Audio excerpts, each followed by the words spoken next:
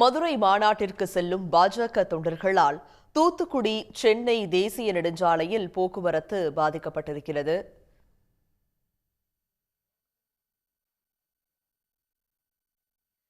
இது தொடர்பான கூடுதல் தகவல்களோடு இணைகிறார் செய்தியாளர் ரஃபீக், தற்போது தூத்துக்குடி சென்னை தேசிய நெடுஞ்சாலையில் எவ்வளவு மணி நேரமாக போக்குவரத்து பாதிக்கப்பட்டிருக்கிறது? எவ்வளவு கிலோமீட்டர் தூரத்திற்கு வாகனங்கள் அணிவகுத்து காணப்படுகின்றன? போக்குவரத்தை சரி செய்வதற்கான பணிகளில் போக்குவரத்து போலீசார் ஈடுபட்டு வருகிறார்களா? முழு விவரங்களை பகிர்ந்துக்கங்க.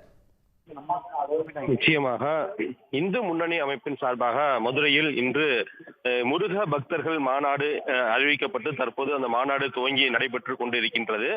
இந்த மாநாட்டிற்காக கடந்த 10ஆம் தேதி முதல் தற்போது வரை தினந்தோறும் அறுபடை வீடுகளில் உள்ள முருக பெருமாளுடைய கோயில்களை ஆங்காங்கே அமைத்து தினந்தோறும் வழிபாடு செய்யப்பட்டு வந்தது. இன்று முருக பக்தர் மாநாடு தற்போது நடைபெற்று வருகிறது. இந்த மாநாட்டிற்கு தமிழகம் மற்றும் பல்வேறு மாநிலங்களில் இருந்து பாஜகவினர் மற்றும் இந்து முன்னணி அமைப்பினர் என பல்லாயிரக்கணக்கான வாகனங்களில் தற்போது வந்து கொண்டிருக்கின்றனர்.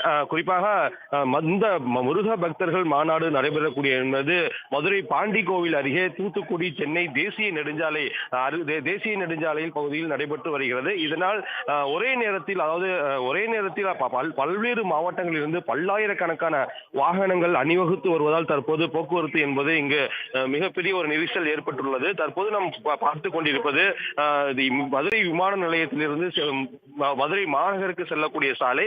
இந்த சாலையில் தான் கிட்டத்தட்ட ஒரு 3-4 கிலோமீட்டருக்கு வாகனங்கள் எங்கும் செல்ல முடியாமல் அணிவகுத்து நிற்கின்றது.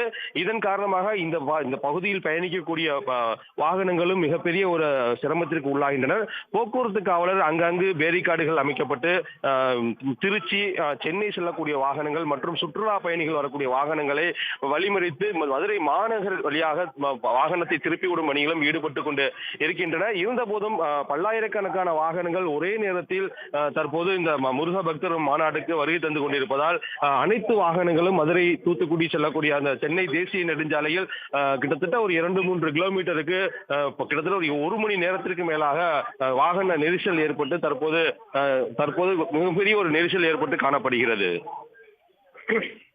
விவரங்களை வழங்கியமைக்கு நன்றி ரஃபீக் ராஜா. உடனுக்குடன் செய்திகளை தெரிந்து கொள்ள சன் நியூஸ் பெல் ஐகானை கிளிக் பண்ணுங்க.